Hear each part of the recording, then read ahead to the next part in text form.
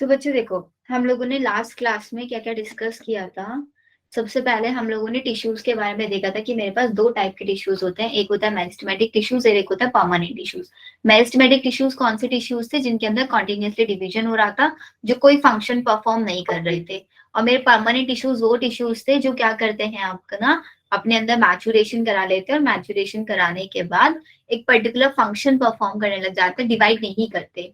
फिर उसके बाद हम लोगों ने मेरिस्टेम्स के बारे में पढ़ा। मेरिस्टेम्स कितने टाइप के होते हैं? Shoot apical meristem, root apical meristem, primary, secondary.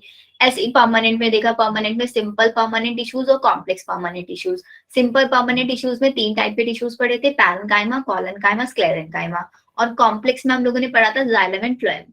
इतना पढ़ा था। जाइलम क्या होता है? जाइलम मोस्टली डेड होता है। इसके अंदर चार कंपोनेंट्स होते हैं, ट्रेकिड्स, वेसल्स, फाइबर्स और पैरेन्काइमा।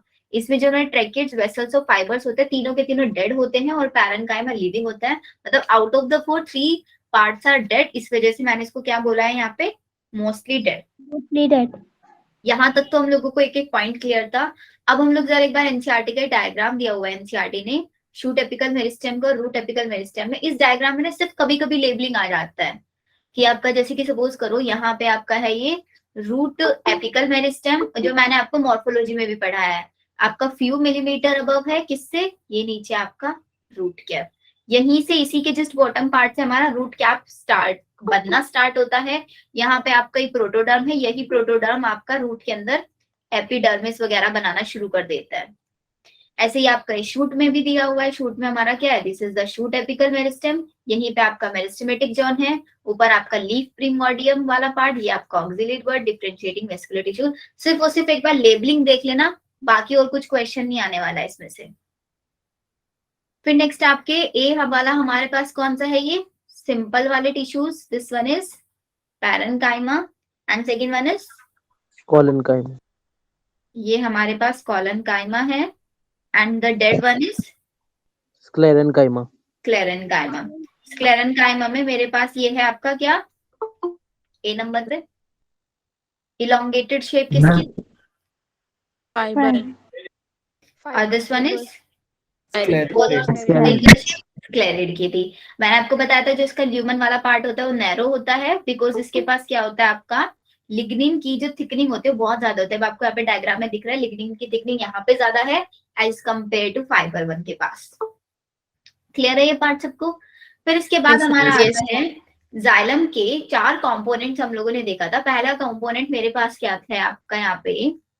ट्रैकेट्स। सबसे पहले हम लोग ट्रैकेट्स के बारे में पढ़ेंगे, ट्रैकेट्स क्या होता है। तो ट्रैकेट्स के बारे में आप लोगों को जो भी मैं यहाँ पे पॉइंट्स लिख रही हूँ वो सब लिख लेना, इतना सफिशिएंट रहेगा।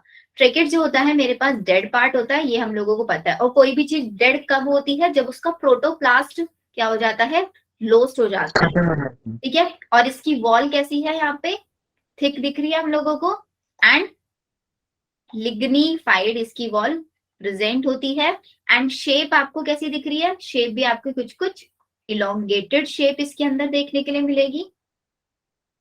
एंड जहां पे लिग्निन की थिकनिंग नहीं होगी उस वाले पार्ट को हम क्या बोलते हैं? पिट। तो इसके पास भी कुछ पिट्स भी प्रेजेंट हो सकते हैं। एंड इंपॉर्टेंट क्वेश्चन जो आपका पूछा जाता है, ट्रैकेट एक यूनिसेलुलर स्ट्रक्चर है या फिर मल्टी सेलुलर स्ट्रक्चर है? कैसे स्ट्रक्चर है ये? यूनिसेलुलर या मल्टी सेलुलर? एक सिंगल सेल है यहाँ पे, तो ये हमारा यूनिसेलुलर। This is unicellular. और ट्रैकिड जितने भी मेरे वेस्कुलर प्लांट्स है सबके अंदर पाया जाएगा, present in all vascular plants. Vascular plants क्या होता है? मैम जाइलम फ्लोएम होते हैं जिनके पास। एग्जाम्पल ना बताओ वेस्कुलर प्लांट्स के, जैसे टेरिडोफाइटा हो गया, yes pteridophyte, ma'am. Gymnosperm, angiosperm, ये सब वेस्कुलर प्लांट्स है। तो सबके अंदर मेरा ट्रैकिड देखने के लिए मिलने वाला है। फिर ट्रैकिड के बाद सेकेंड नंबर पे मेरे पास आता है आपका, ये तो हो गया हमारा ट्रैकिड। सेकेंड पे हम लोग देखते हैं वेसल्स को। वेसल्स भी हमारा कैसे स्ट्रक्चर है? एक डेड स्ट्रक्चर है। इसके पास भी प्रोटोप्लास्ट नहीं होता है, जिसकी वजह से आपका डेड होती है। इसकी शेप कैसी दिखने के लिए मिल रही है आपको वेसल्स की? ये रहा आपका जाइलम वेसल, यहाँ पे सिलेंड्रिकल शेप दिख रही है। Yes ma'am. यस तो ये मैम। होगी हमारे पास सिलेंड्रिकल शेप और इसके पास भी लिग्निन की थिकनिंग प्रेजेंट होगी। तो ये भी लिख लो, इसके वॉल कैसी होगी, थिक एंड लिग्निफाइड। ये इसके पास वॉल देखने के लिए मिलेगा। एंड इसके बाद आता है कि ये यूनिसेलुलर स्ट्रक्चर है या फिर एक मल्टीसेलुलर स्ट्रक्चर है। Ma'am multi cellular. यस, ये हमारी एक मल्टी सेलुलर स्ट्रक्चर है। अब ये मल्टी सेलुलर है और ट्रैकेट्स को मैंने लिखा आपका यूनिसेलुलर, ऐसा क्यों? यूनिसेलुलर का मतलब तो होता है जो सिर्फ एक ही सेल से मिलके बना हो। वेसल यहाँ पे देखने में तो हमें एक यूनिसेलुलर ही लग रहा है ना, यस मैम। लेकिन ये मल्टी सेलुलर कैसे बनता है फिर? क्यों हमने इसको मल्टी सेलुलर लिखा? क्योंकि जो हमारे वेसल्स होते हैं ना, वो छोटे छोटे वेसल्स एलिमेंट से मिलके बने होते हैं ऐसे। और जब ये वेसल्स एलिमेंट को मैं एक लाइन में अरेंज कर दूंगी ऐसे, एक के ऊपर एक, तो क्या होने लग जाता है, इनके बीच में जो लेयरिंग आएगा, मतलब एक एलिमेंट्री वेसल्स और उसके नीचे ही, तो उनके जो बीच वाली लेयर होगी वो डिसॉल्व होना स्टार्ट हो जाएगी और डिसॉल्व होके एक कॉन्टिन्यूअस सिलिंड्रिकल स्ट्रक्चर बना लेगी ऐसे। मैम उस बीच वाले लेयर को क्या कहते हैं? इसमें लेयर को कुछ नहीं बोलते, इस प्रोसेस का नाम होता है सिर्फ यहाँ पे, इसको बोलते हैं आपका परफोरेशन। जब एक सेल वॉल, मतलब एक हमारे वेसल की सेल वॉल किसी दूसरे वेसल की सेल वॉल के कांटेक्ट में आती है, तो दोनों की दोनों परफोरेट हो जाती हैं, डिसॉल्व होना स्टार्ट हो जाती हैं और एक सिंगल स्ट्रक्चर बना लेंगी। और तो ये आपका इसी सिंगल स्ट्रक्चर, देखने में सिंगल स्ट्रक्चर लग रहा है ये, लेकिन बना बहुत सारी वेसल एलिमेंट से है ये, इसलिए इसको हमने मल्टी सेलुलर स्ट्रक्चर लिखा। याद रहेगा ये आपको? Yes ma'am. मैम एक बार और एक्सप्लेन कर दो ये वाला।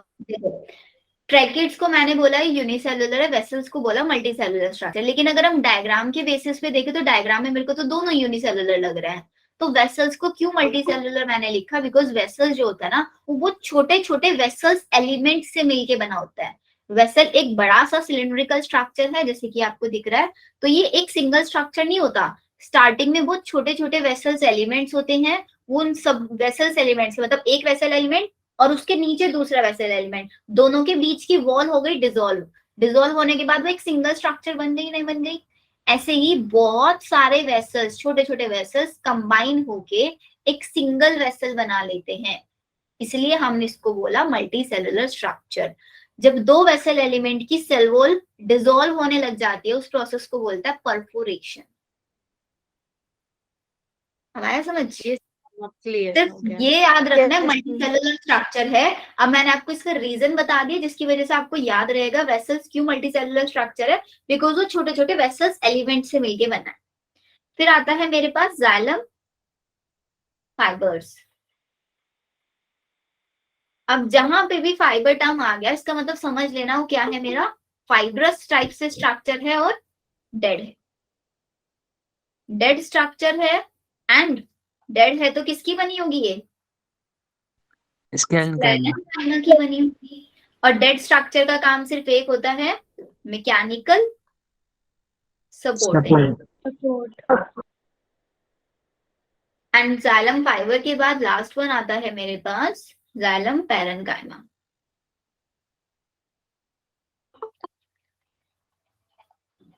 बच्चों इतना लेट लेट क्लास कौन ज्वाइन कर रहा है ये? अब जाइलम पैरेन्काइमा क्या होता है? ये हमारा लिविंग होता है एंड इसकी जो वॉल्स होगी वो थिन होगी एंड सेल्यूलोज से बनी होगी। इसके अलावा इसका काम होगा स्टोरेज का। ये आपको याद रखना है सारे parts, tracheids, vessels, xylem fibre, xylem parenchyma. Clear है यहाँ तक सब कुछ? Yes ma'am. Yes ma'am. चलो, यस मैम। अब इसके बाद हम लोगों के पास आता है हमारा फ्लोएम। फ्लोएम का काम सबको पता है, फ्लोएम क्या करता है? ट्रांसपोर्ट ऑफ फूड करता है, कंडक्शन ऑफ फूड। अब फ्लोएम के पास भी कितने कंपोनेंट्स होते हैं? हमारे फ्लोएम के पास भी टोटल 4 कंपोनेंट्स होते हैं। The first one is sieve tube. अब सीव ट्यूब आप स्ट्रक्चर में देखो कैसी स्ट्रक्चर दिख रही है आपको, ये सीव ट्यूब सारे लिख लो पहले। सीव ट्यूब हो गया, कंपेनियन सेल हो गया, थर्ड वन आपका फ्लोएम पैरेन्काइमा, जैसे वहां पे फ्लोएम जाइलम पैरेन्काइमा था ऐसे ही यहाँ पे फ्लोएम पैरेन्काइमा होगा, वहां पे जाइलम फाइबर था, यहाँ पे भी आपका फ्लोएम फाइबर होगा। ठीक है, वहां पे भी मेरा जो जाइलम फाइबर था वो डेड था, यहाँ पे भी ये आपका डेड होगा, वहां पे जाइलम पैरेन्काइमा लिविंग था, यहाँ पे भी ये लिविंग होगा। सी ट्यूब कंपेनियन सेल से तीनों स्ट्रक्चर्स होंगी मेरी लिविंग, इसीलिए हम फ्लोएम को क्या बोलेंगे, मोस्टली लिविंग या mostly dead? Mostly living. Mostly living. Mostly तो तीन सेल्स है मेरी, वो तीनों की तीनों लिविंग है, सिर्फ एक डेड है। अब आता है the first one part is sieve tube. Sieve tube structure आपको याद रखना है, ये भी एक मेरे पास मल्टी सेलुलर स्ट्रक्चर है, और मल्टी सेलुलर होने के पीछे का रीजन एग्जैक्टली पहले वाला सेम है, छोटे छोटे सीव एलिमेंट से मिलके बनी होती है, दैट्स व्हाई ये आपका मल्टी सेलुलर है। ये भी याद रहेगा आप लोगों को। एंड Yes, इसके ma'am. अलावा क्या इसके Yes. पास न्यूक्लियस नहीं होता है? इसके पास न्यूक्लियस नहीं होता। अब इसके पास न्यूक्लियस नहीं है तो एक ऐसे समझना, न्यूक्लियस क्या होता है, किसी भी सेल का एक ब्रेन की तरह काम करता है। अब सीव ट्यूब के पास न्यूक्लियस नहीं है तो इसको कंट्रोल कौन करेगा? फिर इसको कंट्रोल करेंगे इसके पास प्रेजेंट, देखो ये हमारा पूरा सीव ट्यूब, इसके पास साइड में प्रेजेंट है मेरे कॉम्पेनियन सेल्स। इन कॉम्पेनियन सेल्स का न्यूक्लियस सीव ट्यूब के न्यूक्लियस की कमी पूरी करता है, इनको कंट्रोल करता है, इसीलिए हम कंपेनियन सेल्स को सीव ट्यूब की सिस्टर्स बोलते हैं, क्योंकि हेल्प करता है सीव ट्यूब सेल्स के सीव ट्यूब्स को अपना कंट्रोल करने में, अपने आप को कोऑर्डिनेट करने में, बिकॉज इनके पास खुद तो न्यूक्लियस नहीं है।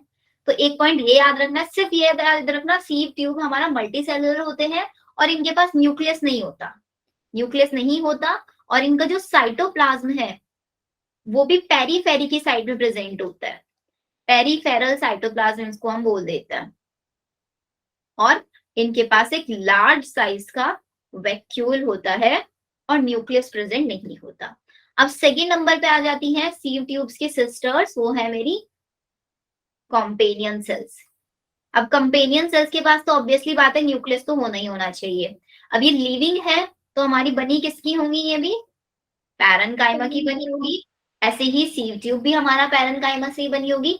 इनका फंक्शन क्या होता है? फंक्शन इंपॉर्टेंट है, उसी के ऊपर क्वेश्चन पूछा जाता है। टू मेंटेन प्रेशर ग्रेडियंट, किसका प्रेशर ग्रेडियंट है मेंटेन करेंगे? जिसके पास न्यूक्लियस नहीं है, इन सीव ट्यूब्स के अंदर प्रेशर ग्रेडियंट को ये मेंटेन करके रखेंगे, बिकॉज उनके पास न्यूक्लियस नहीं है, और प्रेशर ग्रेडियंट जरूरी होता है हमारा फूड के कंडक्शन के लिए या हॉर्मोन्स के कंडक्शन के लिए, इस वे में। तो ये हुआ हमारा कॉम्पेनियन सेल्स। अब इसके ऊपर ना नीट में क्वेश्चन आया हुआ है कि हमारे जो जिम्नोस्पर्म्स होता है ना, जिम्नोस्पर्म्स के कॉम्पेनियन सेल्स के लिए एक अलग टर्म यूज किया जाता है। तो अगर हम बात करेंगे इन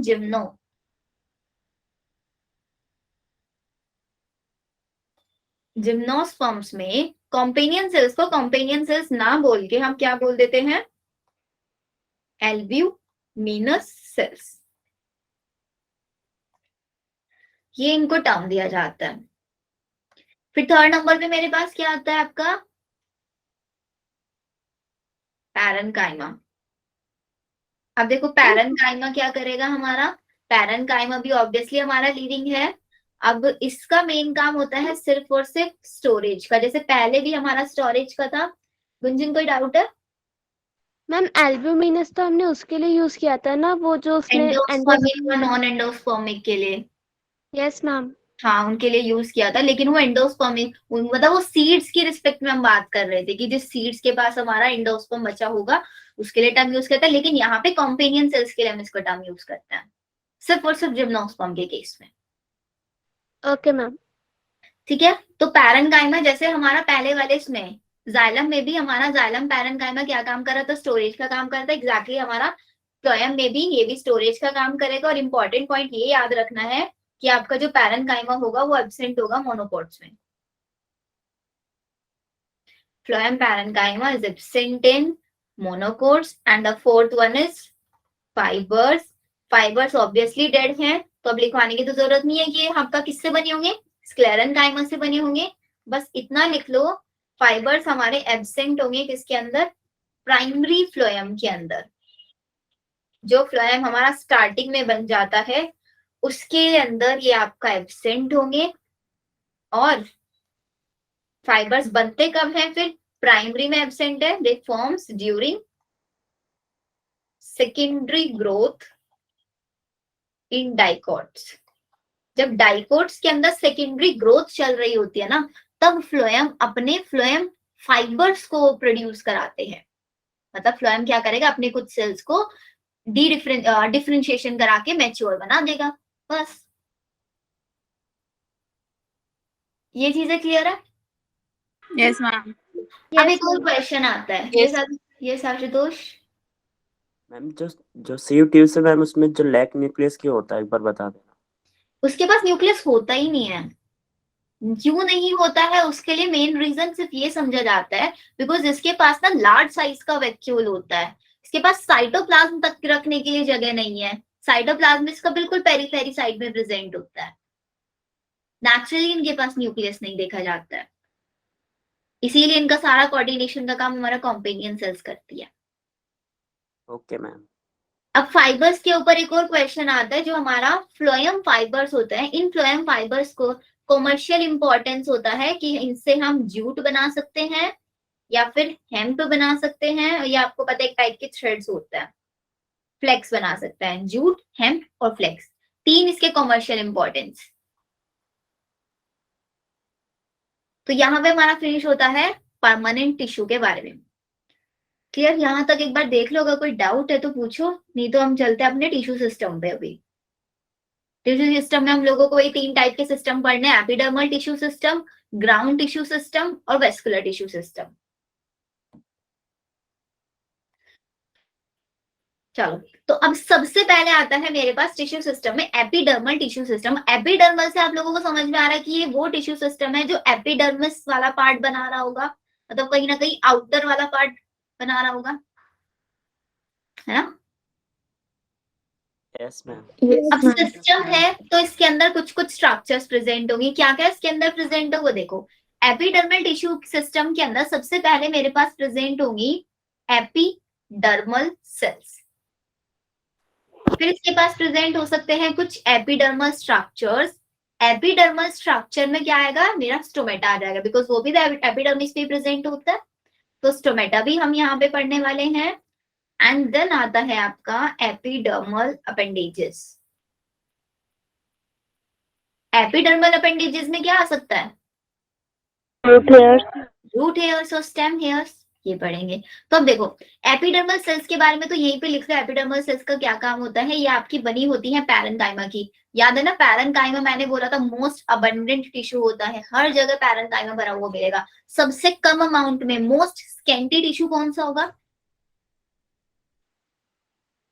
कोलोनकाइमा में। एग्जैक्टली कोलोनकाइमा होगा। तो ये पैरेन्काइमा सेल से बने होते हैं विद स्मॉल साइटोप्लाज्म, इनके पास स्मॉल साइटोप्लाज्म प्रेजेंट होता है। अब चलते हैं एपिडर्मल स्ट्रक्चर पे। एपिडर्मल स्ट्रक्चर में आप लोगों को पता ही है क्या आता है मेरे पास, आपका स्टोमेटा। तो डायरेक्टली स्टोमेटा की स्ट्रक्चर ही बना लेते हैं। वैसे ये वाला पार्ट मैंने आप लोगों को ना ट्रांसपोर्ट इन प्लांट्स में पढ़ा चुकी हूँ ऑलरेडी, यस मैम। बट फिर भी एक बार रिवीजन कर लेते हैं।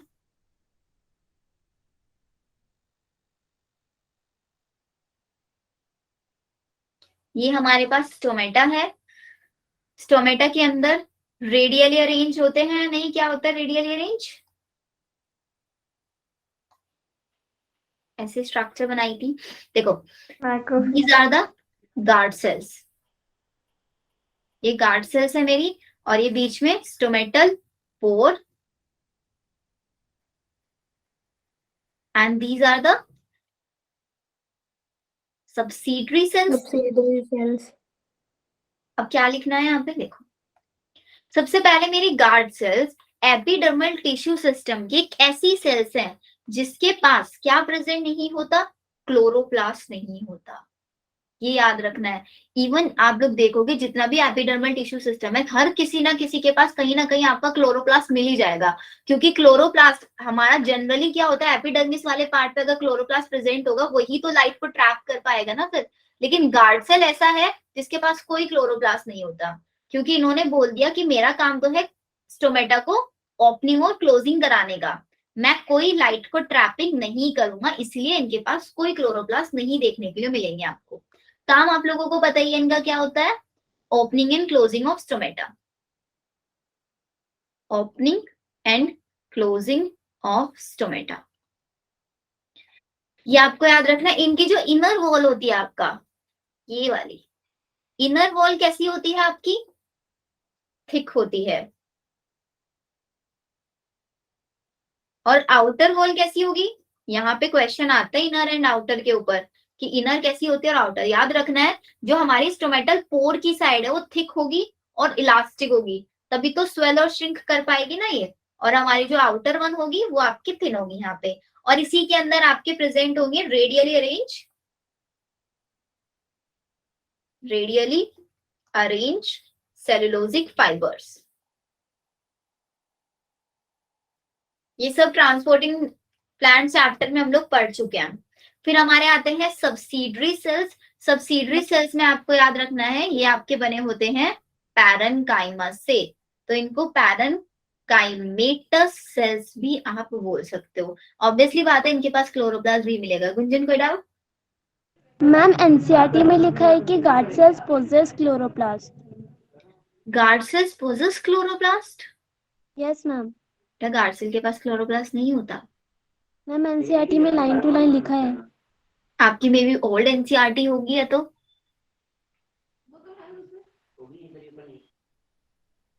बाकी सबकी एनसीईआरटी में भी ये लाइन लिखी है, बिकॉज गार्ड सेल्स के पास तो एग्जैक्टली मैं बता, इनके पास तो क्लोरोप्लास्ट होता ही नहीं है।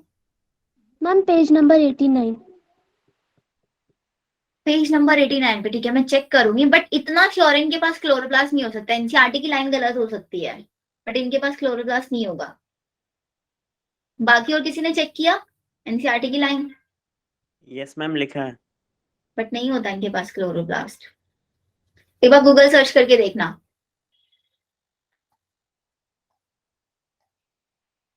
मैम एनसीईआरटी की डायग्राम में भी बन रहा है और लिटरली लिखा भी हुआ है। बट नहीं होता इनके पास यस क्लोरोप्लास्ट। मैम लिखा गूगल है। सर्च करना एक बार।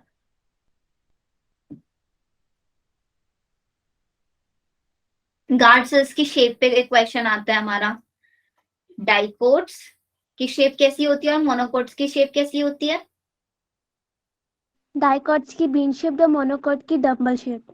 यस, और इसके अलावा इनको किडनी शेप भी हम बोल देते हैं, बीन और किडनी शेप, और आपका मोनोकोट्स में होगा डम्बल शेप। इतनी चीजें याद रखना। इसी को हम आपका बोलते हैं स्टोमेटल अपर्चर भी इसको हम बोल सकते हैं, स्टोमेटल एपरेटस भी इसको बोल सकते हैं। अब आते हैं हमारा एपिडर्मल अपेंडेजेस पे। एपिडर्मल अपेंडेजेस में दो ही पार्ट्स आएंगे हम लोगों के, रूट हेयर्स और stem hairs. Root hairs and stem hairs. Stem hairs का एक और नाम होता है आपका ट्राइकोम्स भी इनको बोल देते हैं ना। मैम मोनोकोट की शेप क्या बताई थी? मोनोकोट की डम्बल शेप। हो गया।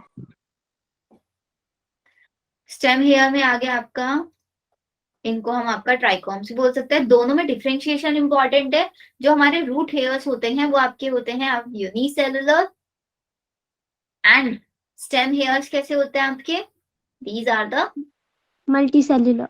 मल्टीसेलुलर। एक और इंपॉर्टेंट चीज आपको याद रखना है, रूट हेयर्स हमारे होते हैं एक्सोजीनस स्ट्रक्चर्स होती हैं, और स्टेम हेयर्स कैसी स्ट्रक्चर होती है, दीज आर ऑल्सो एक्सोजीनस। क्यों एक्सोजीनस हम इनको बोल रहे हैं, बिकॉज ये एपिडर्मिस वाले पार्ट्स के एक्सटेंशंस हैं, बाहर वाले पार्ट से ही इनकी ग्रोथ हो रही है, इसलिए हम इनको आपका एक्सोजीनस स्ट्रक्चर बोलते हैं। रूट हेयर्स का काम क्या होता है, वाटर को एब्जॉर्ब करना, एब्जॉर्प्शन का इनका काम होगा, और स्टेम हेयर्स का काम क्या होगा, वाटर लॉस को प्रिवेंट करना, प्रिवेंट वाटर लॉस, या फिर सिक्रीशंस में भी ये हेल्प कर सकता है प्लांट के, हेल्प इन सिक्रीशन। ये पॉइंट याद रखना है। और स्टेम हेयर्स में एक और लिख लो, स्टेम हेयर्स हमारे ब्रांच्ड भी हो सकते हैं और अनब्रांच्ड भी हो सकते हैं। और मल्टी सेलुलर में भी एक और पॉइंट आता है कि मल्टी सेल मतलब मोस्टली तो मल्टी सेलुलर होता है, बट कहीं कहीं ये यूनिसेलुलर भी होता है, but root hairs always unicellular आपको देखने के लिए मिलेंगे। एक और इम्पॉर्टेंट पॉइंट, ये तो हमारा एपिडर्मिस वाले पार्ट पे, एपिडर्मिस के आउटसाइड में एक क्यूटिकल प्रेजेंट होता है। क्यूटिकल क्या होता है? एक वैक्सी थिक लेयर प्रेजेंट होती है, जिसका काम सिर्फ इतना होता है कि वाटर की लॉस को प्रिवेंट करती है, वाटर लॉस को प्रिवेंट करती है। तो अब आपको बताना है क्यूटिकल स्टेम में प्रेजेंट होगी या रूट में प्रेजेंट होगी? स्टेम में। स्टेम में रूट्स में क्यों नहीं हो सकती? मैम, क्योंकि रूट्स तो वाटर एब्जॉर्प्शन का काम कर रहा है और स्टेम कर रहा है वाटर प्रिवेंशन। एग्जैक्टली, वो वाटर एब्जॉर्प्शन का काम कर रहे हैं। अगर हम उनके बाहर कोई वैक्सी थिक लेयर करा देंगे तो उनका वाटर एब्जॉर्प्शन डिक्रीज हो जाएगा।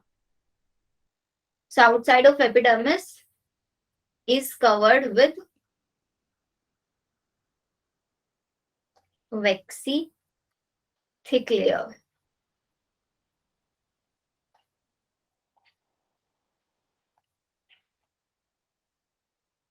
इसी को हमने बोला क्यूटिकल, एंड रोल क्या है इसका? It prevent loss of water, prevent loss of water, and present होगी स्टेम्स में और एब्सेंट होगी किसमें? हमारे रूट्स में। तो क्वेश्चन यहाँ पे ये आया हुआ है कि क्यूटिकल्स आपका स्टेम में एब्सेंट होती है, रूट्स में एब्सेंट होती है, इस टाइप से स्टेटमेंट बना के यहाँ से क्वेश्चन आ जाता है। तो ये तो हमारा फिनिश हुआ epidermal tissue system. Epidermal tissue system के बाद कौन सा सिस्टम आता है? Vascular tissue system.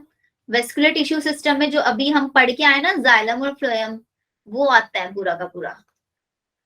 अब वेस्क्यूलर टिश्यू सिस्टम में जाइलम और फ्लोएम का अरेंजमेंट मैटर करता है कि हमारे जाइलम और फ्लोएम ने अपने आप को अरेंज कैसे किया हुआ है। तो एक अरेंजमेंट होता है हमारा रेडियल अरेंजमेंट और एक अरेंजमेंट होता है हमारा कॉन्जॉइंट। रेडियल अरेंजमेंट का मतलब क्या है कि मेरे जो जाइलम और फ्लोएम है ना, डिफरेंट डिफरेंट रेडियाइज पे प्रेजेंट होंगे। कैसे प्रेजेंट होंगे? जैसे कि ये देखो,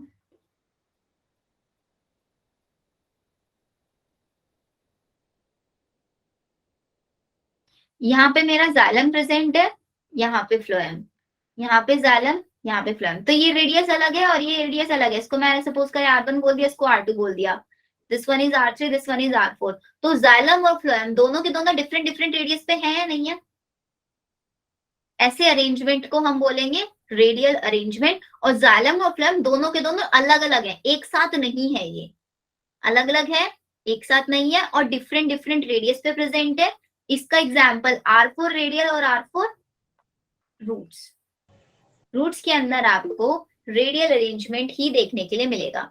अब कॉन्जॉइंट अरेंजमेंट का मतलब क्या है कि हमारे जो जाइलम और फ्लोएम है वो कंबाइंड फॉर्म में प्रेजेंट होंगे, कंबाइंड होंगे जाइलम एंड फ्लोएम। अब कंबाइन होंगे तो क्या सेम रेडियस पे होंगे या डिफरेंट रेडियस पे होंगे?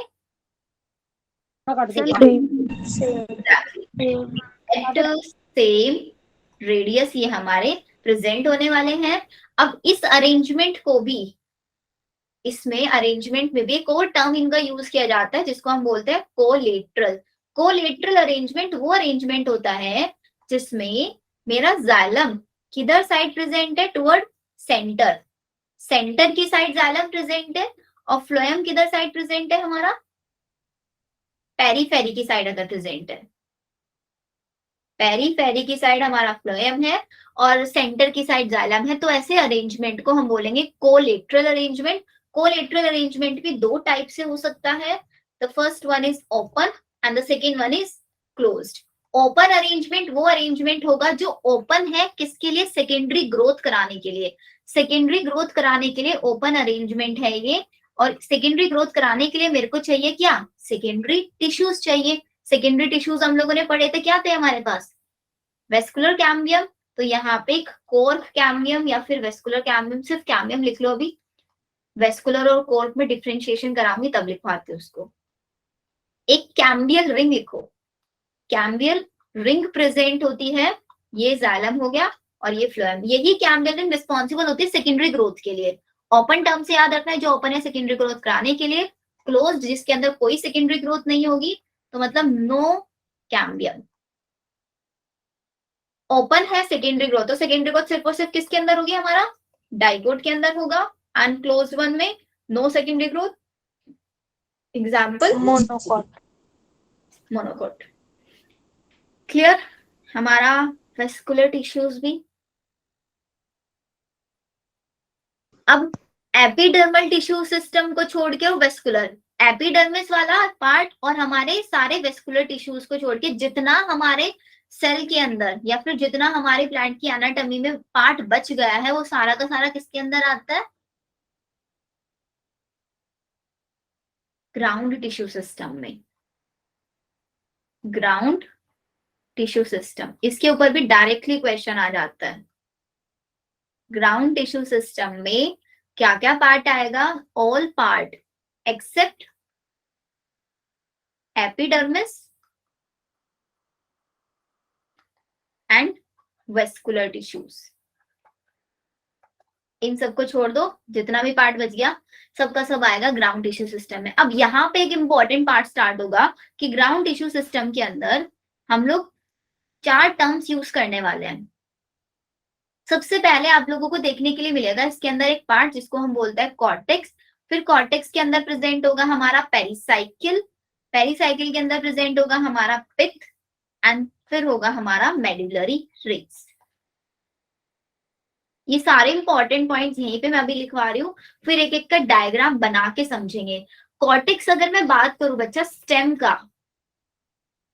का कॉर्टेक्स को हम बोलेंगे हाइपोडर्मिस, या फिर ऐसे भी याद रख लो कि हाइपोडर्मिस लेयर जो मेरे को देखने के लिए मिलेगी वो सिर्फ और सिर्फ किसके अंदर देखने के लिए मिलेगी, स्टेम वाले पार्ट के अंदर देखने के लिए मिलेगी। बाकी जनरल कॉर्टेक्स हमारा रूट में और दूसरी स्टेम्स में भी देखने के लिए मिलेगा। स्ट्रक्चर जब बनाएंगे तब आपको समझ में आएगा हाइपोडर्मिस कहाँ पे प्रेजेंट है। पेरिसाइकिल वाले पार्ट पे, पेरिसाइकिल मेरे को रूट्स में भी देखने के लिए मिलेगा, बट डाइकोट स्टेम में भी, मोनोकोट स्टेम के अंदर नहीं होगा। बस ये लाइन आपको याद रखनी है, it is absent in monocot stem.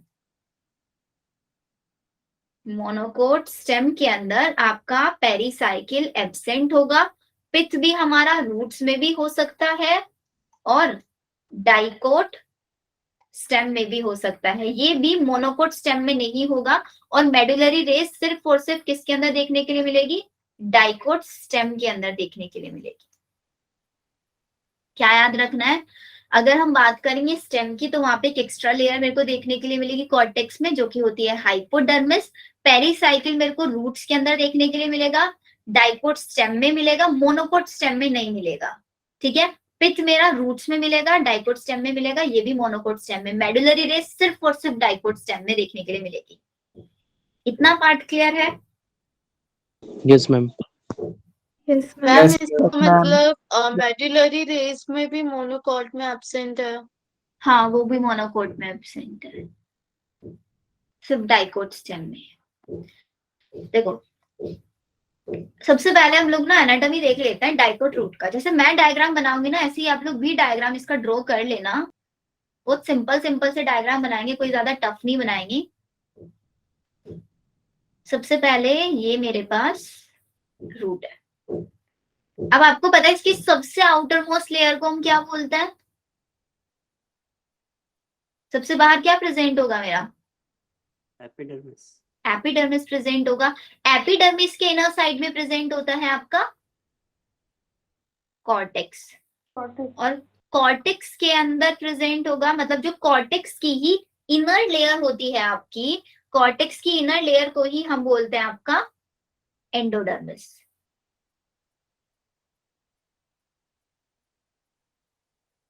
फिर आपका एंडोडर्मिस आ गया। एंडोडर्मिस के अंदर क्या आएगा, देखो इसी सीरीज में चलना है। पहले कॉर्टेक्स है मेरा, फिर कॉर्टेक्स में ये बाहर वाला लिख लो, this is cortex and this one is epidermis, और कॉर्टेक्स की जो इनर लेयर है इसको हमने बोला एंडोडर्मिस। तो इसके अंदर प्रेजेंट होगा पेरिसाइकिल, ये हो गया हमारा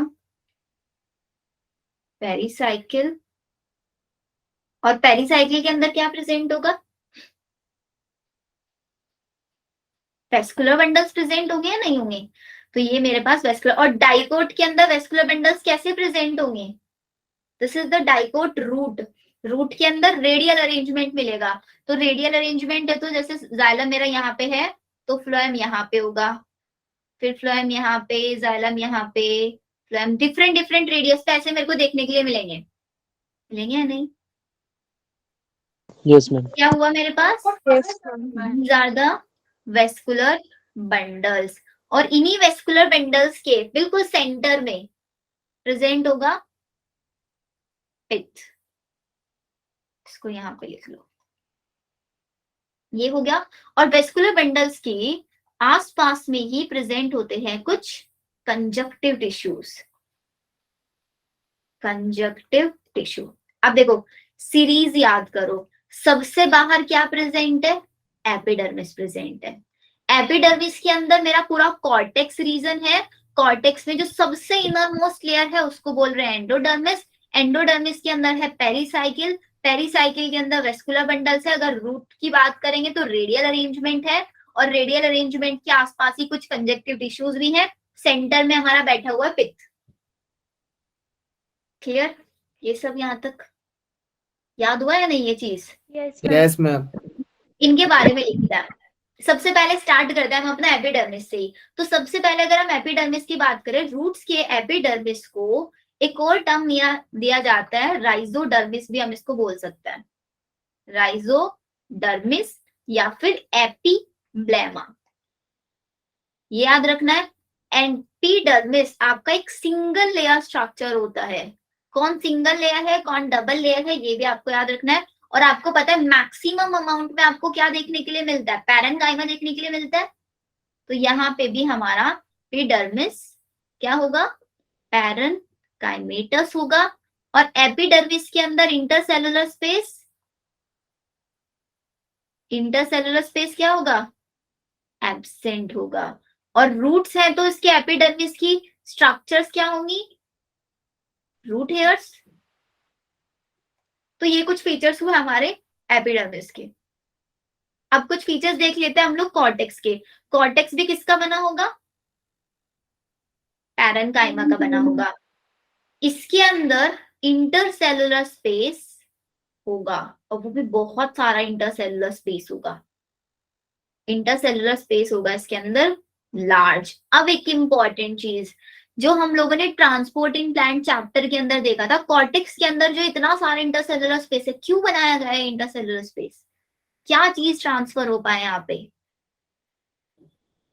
वाटर मिनरल्स। ट्रांसफर हो पाए। एपोप्लास्ट और सिम्प्लास्ट टर्म समझाया था। तो एपोप्लास्ट जो पाथवे होता है ना, वो इसी कॉर्टेक्स के इंटरसेलुलर स्पेस के अंदर से होता है। ठीक है, ये चीज हुआ हमारा। और कॉर्टेक्स के अंदर हमने बात करी किसकी? Innermost layer. तो ऑब्वियसली बात है सिंगल लेयर तो ये होगा नहीं। कैसा होगा ये हमारा? मल्टी लेयर होगा। It will be multi layer. और कॉर्टेक्स की जो सेल्स होंगे उसका शेप कैसा होता है आपका? राउंड शेप होगा। बस इतना याद रखो। अब आते हैं हम इसकी इनरमोस्ट लेयर पे। इनरमोस्ट लेयर में आती है मेरे पास एंडोडर्मिस। एंडोडर्मिस भी हमारी किससे बनी होगी? ये भी पैरेन्काइमा से बनी होगी। और एंडोडर्मिस सबसे इनर लेयर है तो इसका मतलब ये सिंगल लेयर होगी। This is the single layer जो डायरेक्टली अटैच होगी किससे? पेरिसाइकिल से अटैच होगी। अब इसके पास भी इंटरसेलुलर स्पेस एब्सेंट। अब इंटरसेलुलर स्पेस को माइनस से लिख रही हूं, इंटरसेलुलर स्पेस इसके पास एब्सेंट है। अब एपोप्लास्ट पाथवे वाटर का फिनिश हुआ, एपोप्लास्ट पाथवे फिनिश हुआ तो अब हम लोगों को क्या कराना पड़ जाता है? सिम्प्लास्ट कराना पड़ता है, नहीं कराना पड़ता है? यस वो मैम। सिम्प्लास्ट क्यों कराना पड़ता था?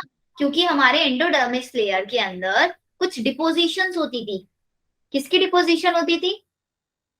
सुबेरिन की डिपोजिशंस होती थी। और इसी सुबेरिन डिपोजिशंस को हम क्या बोलते थे वहां पे? Casparian strip. ये सब मैं आप लोगों को डायग्राम दिखा के पढ़ा भी चुकी हूँ ट्रांसपोर्टिंग प्लांट में।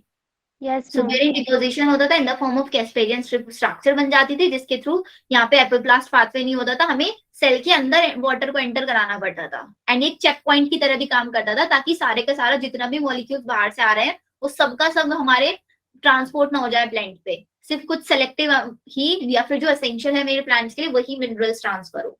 फिर आता है हम लोगों के पास पेरिसाइकिल। पेरिसाइकिल क्या होता है? पेरिसाइकिल भी ऑब्वियसली बात है, ये भी पैरेंकाइमा का बना होगा। पेरिसाइकिल के फंक्शंस यहाँ पे इंपॉर्टेंट है बच्चों। 3 फंक्शंस होते हैं इसके। कौन कौन सा?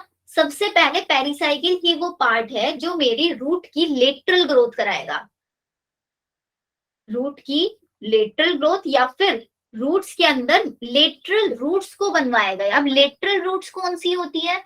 जैसे कि मैंने आपको रूट्स के मॉडिफिकेशंस बताए थे। कुछ रूट्स होती हैं जो अपना से सॉइल सरफेस से ऊपर आ जाती हैं ऑक्सीजन वगैरह लेने के लिए, गैसेस एक्सचेंज करने के लिए हो रही थी नहीं, उन्हीं को हम क्या बोल रहे थे? लेटरल रूट्स हम उनको बोल रहे थे, या फिर न्यूमेटोफोर टर्म्स उसके लिए यूज कर रहे थे हम आपका।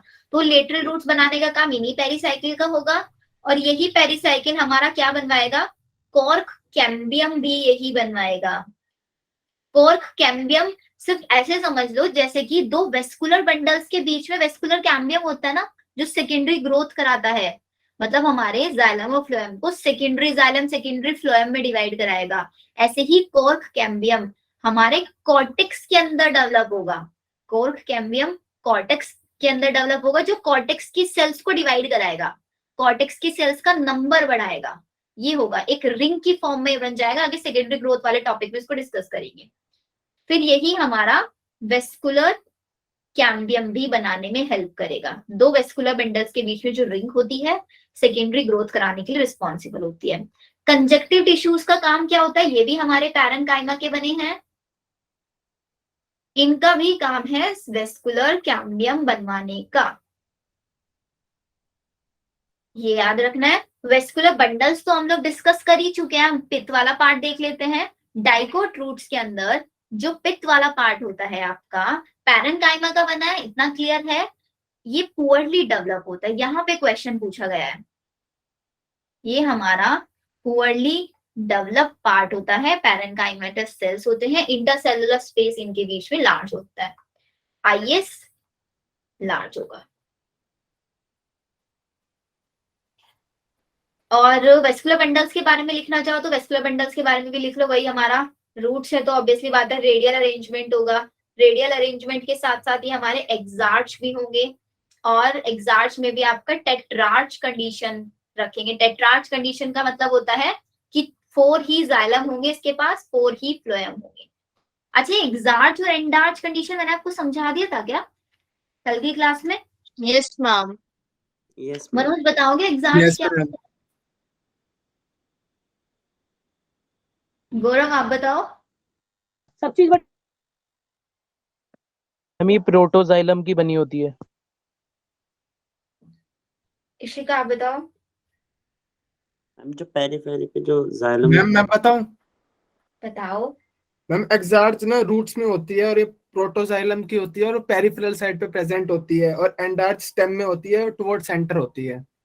ओके, तो ये सारे के सारे पार्ट्स आप लोगों को समझ में आए। डाइकोट रूट के बारे में याद कैसे रखना है? वही सबसे पहले एपिडर्मिस होगा, फिर उसके अंदर कॉर्टेक्स, कॉर्टेक्स की सबसे इनरमोस्ट लेयर एंडोडर्मिस, जिसके ऊपर कैस्पेरियन स्ट्रिप होगी, फिर उसके अंदर पेरिसाइकिल, पेरिसाइकिल को कैम्बियम बनवाएगा, लेटरल रूट्स बनवाएगा, वेस्कुलर कैम्बियम बनवाएगा, फिर कंजक्टिव टिश्यू आएगा, वो भी वेस्कुलर कैम्बियम बनाने में हेल्प करेगा, फिर वेस्कुलर बंडल्स आएंगे, और वेस्कुलर बंडल के सेंटर में बैठा हुआ हमारा पे जो पुअरली डेवलप है।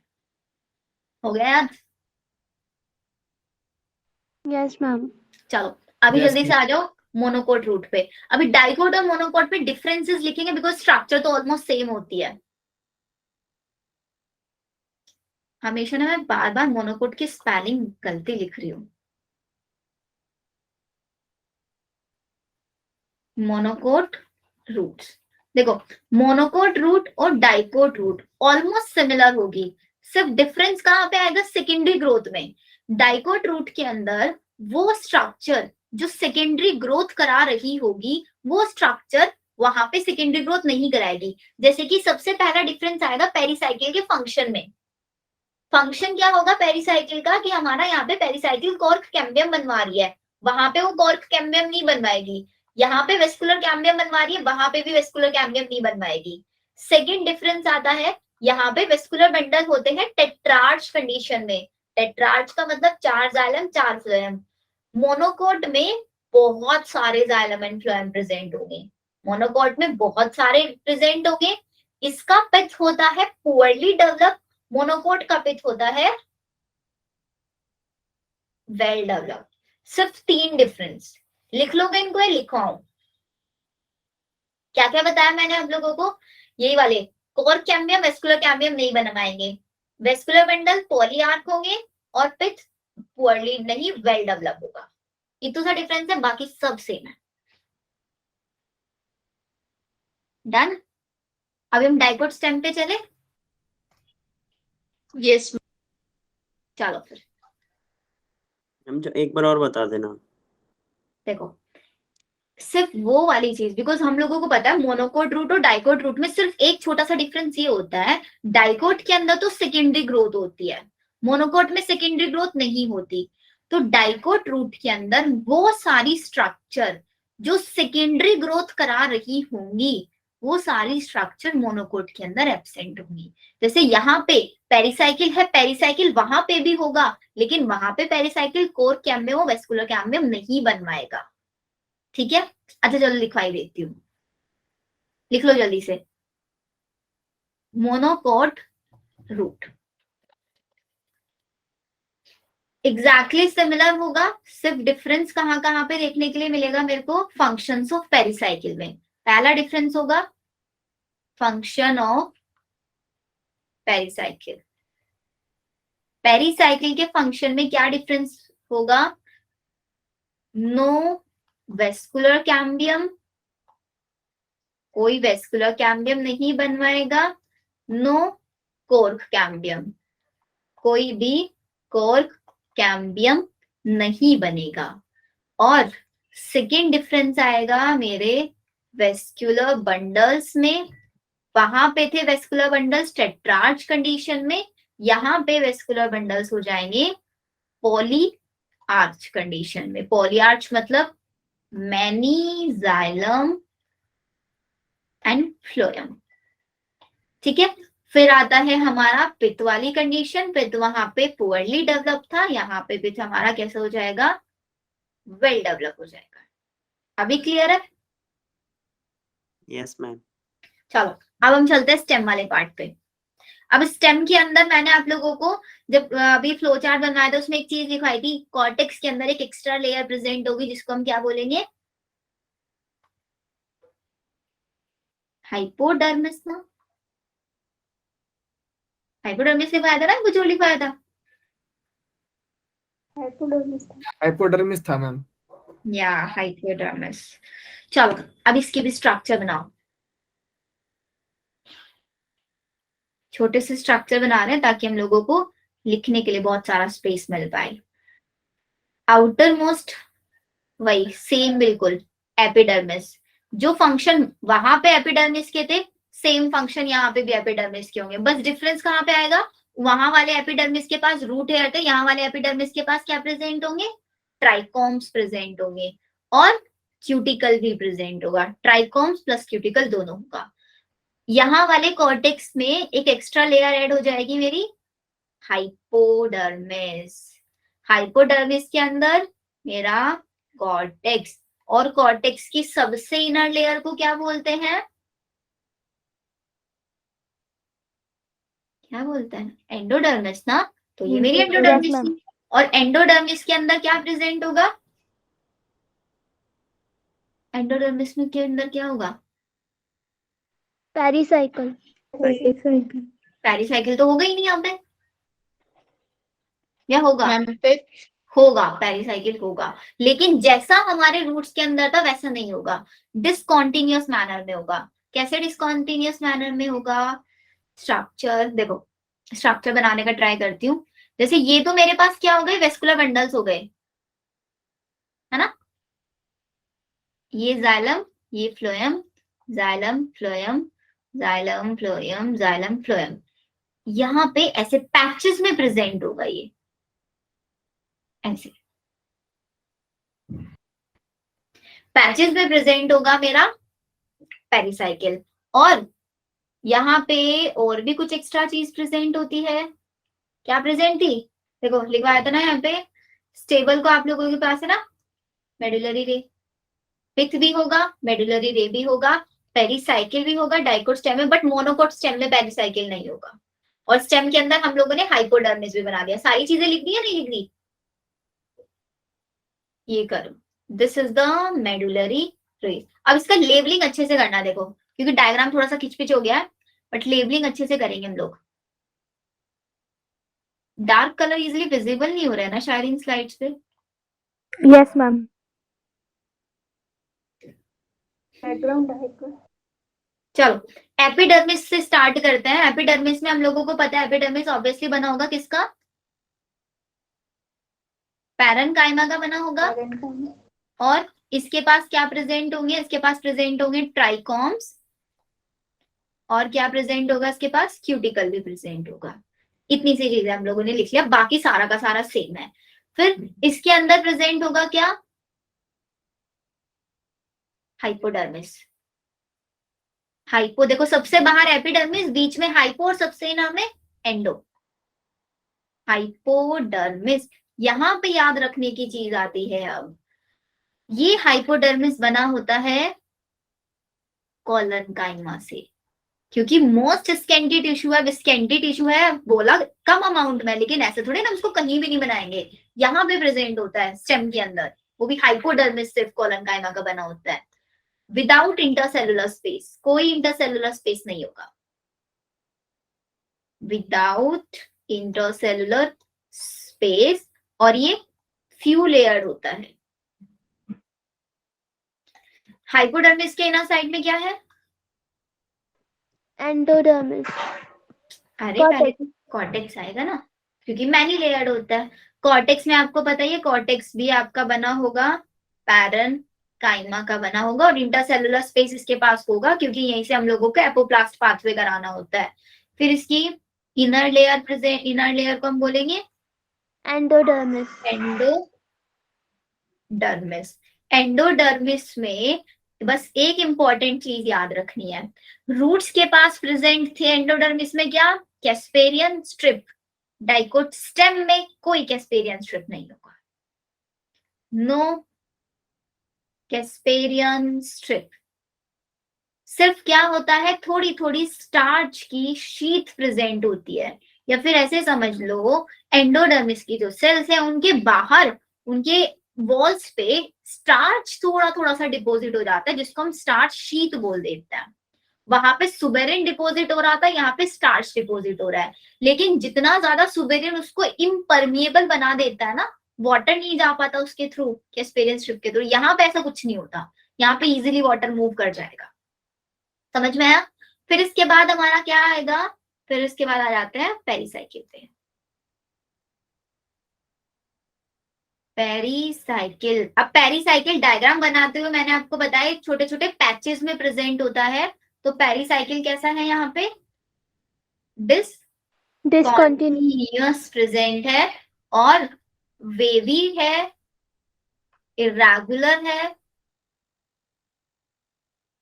ये याद रखना है। और इसके लिए टर्म यूज करते हैं हम semi lunar patches. Semi lunar patches की फॉर्म में है। और इंपॉर्टेंट चीज, ये पेरिसाइकिल बना होता है स्क्लेरेनकाइमा का।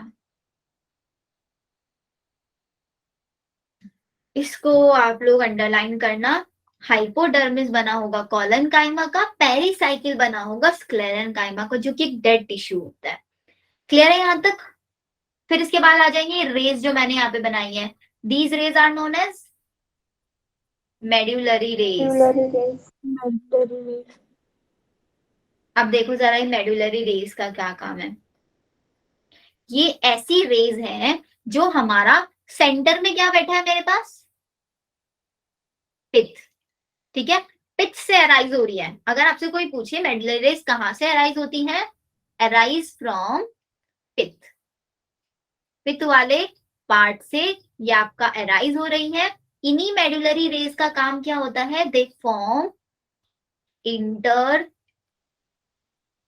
Fascicular cambium. अब आप सोचोगे मैम ये इंटरफेसिकुलर कैम्बियम क्या होता है? हम लोगों ने तो अभी 2 ही कैम्बियम पढ़े हैं, वेस्कुलर कैम्बियम और कोर्क कैम्बियम। इंटरफेसिकुलर कैम्बियम क्या होता है? इंटर और इंट्रा दोनों आगे समझाऊंगी। दो, जैसे कि मेरे पास एक वेस्कुलर बंडल हो गया ना यहाँ पे, और एक वेस्कुलर बंडल, ये इनके बीच में जो कैम्बियम प्रेजेंट होगा ना, उसको इंटरफेसिकुलर कैम्बियम बोल देंगे हम आगे जाके। ये याद रखना। अभी मेडुलरी रेज ऐसे दिख रही है, बाद में ना ये मेडुलरी रेज ऐसे बन जाएंगे, ऐसे पूरा एक सर्कल बना लेंगे। जितने भी मेरे वेस्कुलर बंडल्स है ना, इन सबको आपस में ऐसे अटैच कर लेंगे। ये इनका काम होता है। फिर हमारा आ गया पित्त। जैसे हमारा पित्त यहाँ पे कैसे मोनोकोट रूट के अंदर था ना, वेल डेवलप, ऐसे ही यहाँ का भी जो पित्त होता है वो मेरा वेल डेवलप्ड होता है, और अगेन पैरेन्काइमा का बना होता है। और क्या पार्ट रह गया इसके अंदर जिसका हमने लेबलिंग नहीं किया? वेस्कुलर बंडल्स रह गए ना। इनके वेस्कुलर बंडल्स का कैसा अरेंजमेंट है? कॉन्जॉइंट अरेंजमेंट है। कॉन्जॉइंट है, और डाइकोट है तो ऑब्वियसली ओपन कॉन्जॉइंट है। और वेस्कुलर बंडल कैसे प्रेजेंट है? एक रिंग में प्रेजेंट है। रिंग अरेंजमेंट यहाँ पे आपको देखने के लिए मिलेगा। और एंडार्च कंडीशन होगी। स्टेम है तो ऑब्वियसली एंडार्च होगा, रूट है तो एक्सार्च होगा। ये सारी चीजें बताओ, समझ में आया? मैम जो जो स्टार्ट जो Yes, सीट ma'am. मेपल बनाएगा, दोबारा बोलो, क्या बोला आपने? जो स्टार्ट जो सीट है उसकी जो स्टार्ट्स की बनेंगे वो उसे जो परमेबल बनाएगा। वो उसको हाँ परमिएबल बनाएगा, मतलब ये नहीं होगा तब भी परमिएबल है वो, और अगर ये डिपॉजिट भी हो गया ना तो तब भी कुछ फर्क नहीं पड़ रहा है, उसको इम्परमिएबल नहीं बना पा रहा है ये। जैसे उसमें रूट्स के अंदर सुबेरिन डिपॉजिट हो गया था ना, जिसकी वजह से वाटर नहीं जा पा रहा था, तो उसने एंडोडर्मिस को इम्परमिएबल बना दिया था, लेकिन यहाँ पे ये इम्परमिएबल नहीं बना पा रहा है।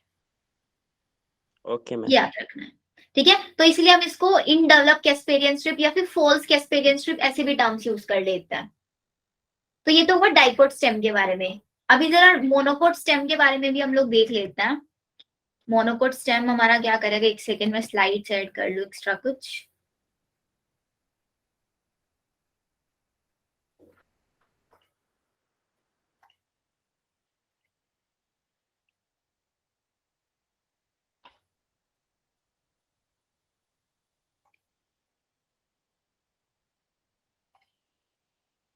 देखो, मोनोकोट स्टेम में भी अगेन वही चीजें हैं सारी की सारी, हमारा जो हम लोगों ने रूट में डाइकोट रूट और मोनोकोट रूट के बीच में बोला था। मोनोकोट स्टेम सबसे पहला और मेन डिफरेंस होता है, जैसे डाइकोट स्टेम का हाइपोडर्मिस बना होता है कोलेनकाइमा का, लेकिन मेरी जो मोनोकोट स्टेम है इसका हाइपोडर्मिस कोलेनकाइमा से नहीं बना होगा। किससे बना होगा? स्क्लेरेनकाइमा से बना होगा। ये डिफरेंस याद रखना है। स्क्लेरेनकाइमा से ये आपका बना होगा। और इसके वेस्कुलर बंडल्स कैसे होंगे? लास्ट वाले के अभी डाइकोट स्टेम के क्या थे? हमारे ओपन थे, तो इसके हमारे क्या होंगे? क्लोज। ऑब्वियसली बात है, क्लोज कोलेट्रल ऐसे प्रेजेंट होंगे। और एक और इम्पॉर्टेंट चीज, इसके जो हमारे वेस्कुलर बंडल्स है, जैसे ये वेस्कुलर बंडल है जाइलम और ये फ्लोयम, ये मैंने रिंग बना दिया, बट रिंग मत बनाना, रिंग नहीं होती है। इनके बाहर एक शीट प्रेजेंट होती है ऐसे। वेस्कुलर बंडल सराउंडेड होते हैं शीट से, और वो शीट बनी होती है स्क्लेरेनकाइमा की। तो इस पॉइंट को लिख लो, vascular bundles surrounded by sclerenchymatous bundle sheath। ये याद रहेगा।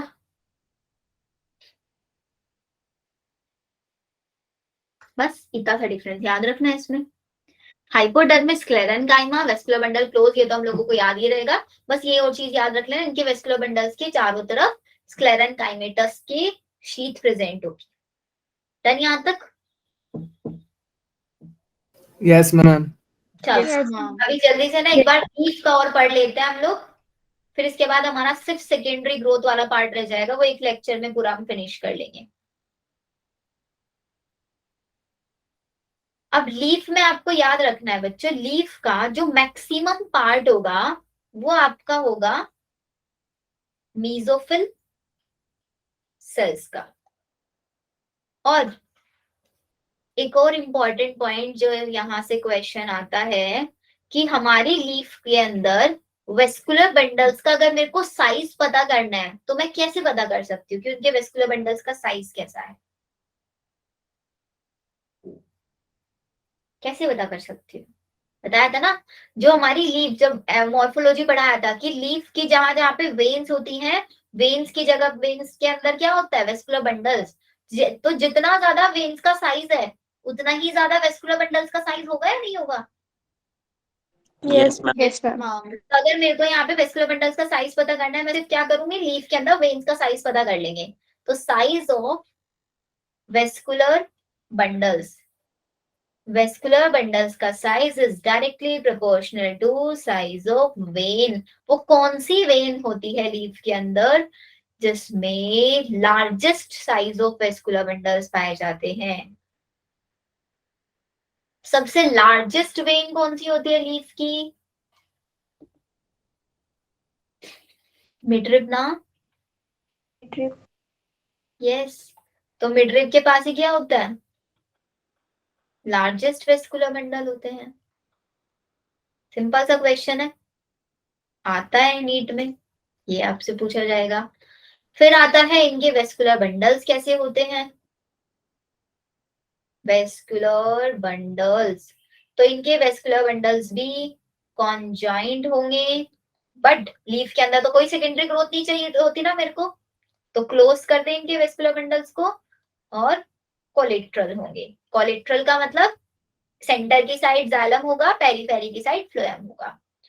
और जाइलम जो होता है वो प्रेजेंट होगा अपर एपिडर्मिस वाले रीजन पे की साइड, और फ्लोएम जो होगा वो किधर की साइड होगा? लोअर एपिडर्मिस की साइड प्रेजेंट होगा,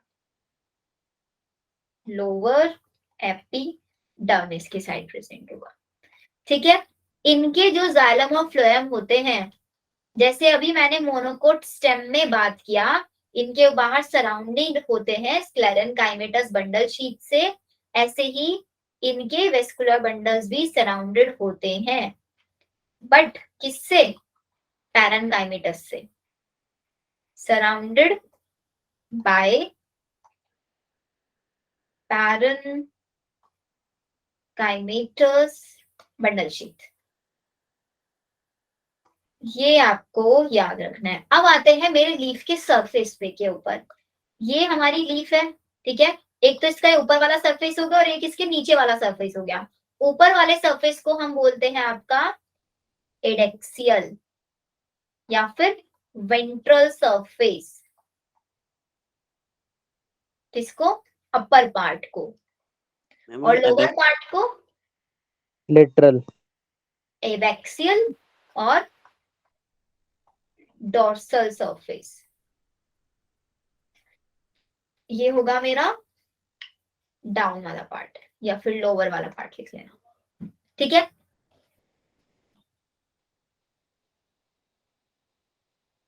इतना लिखो, फिर डाइकोट लीफ और मोनोकोट लीफ में डिफरेंस देखता है।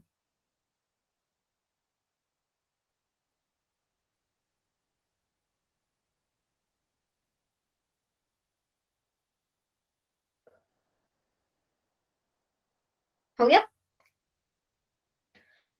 चलो देखो, dicot leaf and monocot leaf में क्या डिफरेंस होगा। सबसे पहला मेन डिफरेंस होता है डाइकोट लीफ, D4 डाइकोट और D4 डोर्सोवेंट्रल। जितनी भी हमारी डाइकोट लीव्स होंगी वो सब की सब होंगी डोर्सोवेंट्रल, और मोनोकोट लीफ होंगी आइसोबाइलेटरल, ये होंगी।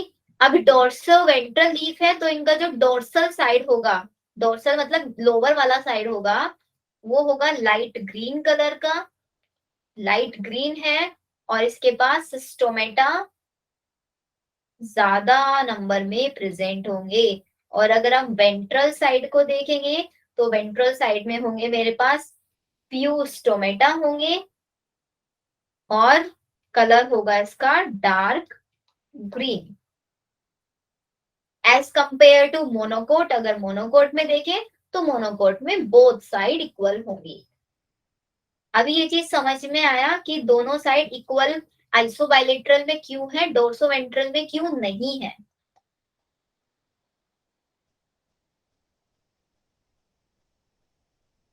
बताओ, मैं समझाऊं ये चीज। अच्छा डोर्सो वेंट्रल का मतलब क्या होता है, डोर्सी वेंट्रल भी इसको बोल देता है।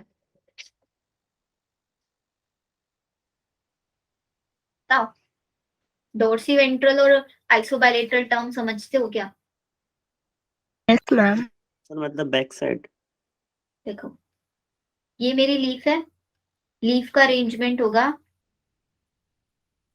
ऑन लोअर सरफेस और उल्टा बना दिया। एक सेकंड, डायग्राम थोड़ा सही से बनाता है।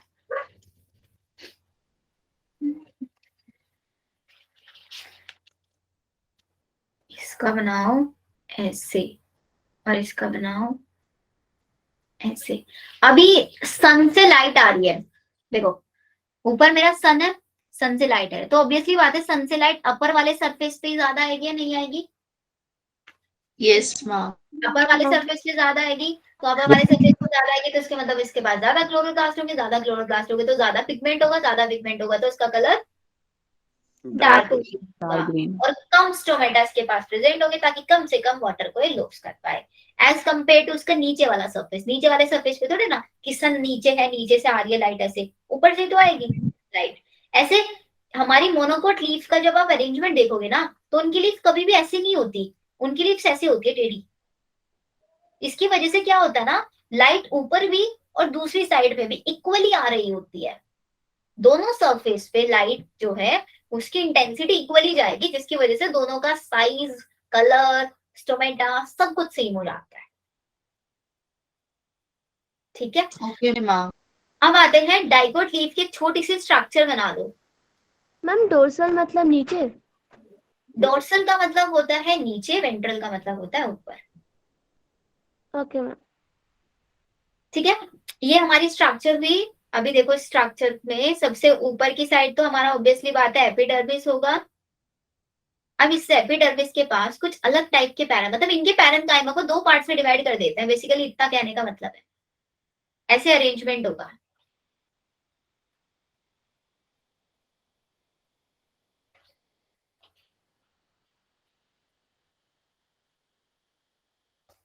दो टाइप के पैरेन्काइमा यहाँ पे देखने के लिए मिलेंगे। This is upper part. Upper epidermis में तो मेरे को देखने के लिए मिलेगा पैलिसेड पैरेन्काइमा और लोअर पार्ट में मेरे को देखने के लिए मिलेगा स्पॉन्जी पैरेन्काइमा। देखने से पता चल रहा है पैलिसेड की जो सेल्स है वो इलोंगेटेड है, इंटरसेलुलर स्पेस बिल्कुल नहीं है। क्लोरोप्लास्ट भी ज्यादा होंगे, अपर साइड है, क्योंकि स्पॉन्जी में क्लोरोप्लास्ट भी कम होंगे, शेप राउंड देखने के लिए मिल रही है और इंटरसेलुलर स्पेस बहुत सारा है इसके अंदर, इसीलिए तो स्टोमेटा ज्यादा है यहाँ पे डोर्सल साइड में। ये आपको याद रखना है, यहाँ पे याद रख लोगे। अब आते हैं थोड़ा सा मॉर्फोलॉजी वाले चैप्टर पे।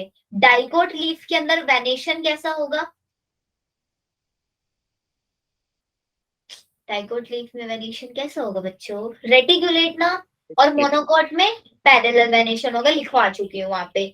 बस मोनोकोट में एक इंपॉर्टेंट पॉइंट और ऐड कर लो। मोनोकोट की जो अपर एपिडर्मिस होता है उसके पास कुछ स्पेशलाइज्ड सेल्स होती हैं जिनको हम बोलते हैं ब्यूलीफॉर्म या फिर मोटर सेल्स।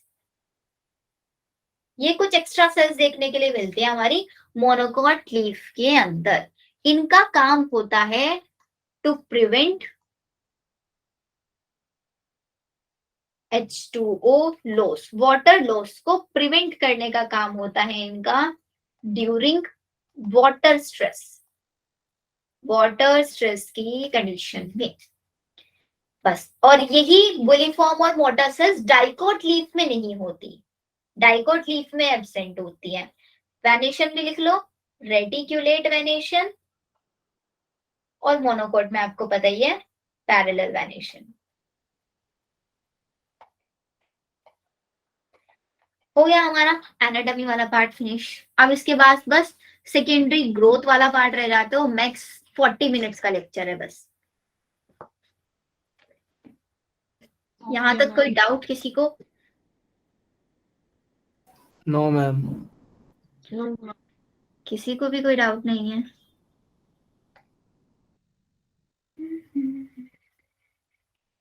प्रणव नहीं है क्लास में? प्रणव का लीव हो गया। अंकुश भी नहीं आया क्लास में आज। और कौन कौन नहीं आया? बहुत सारी टर्म है ना इस चैप्टर में लर्न करने वाली। लर्न करने वाली नहीं है, एक दो बार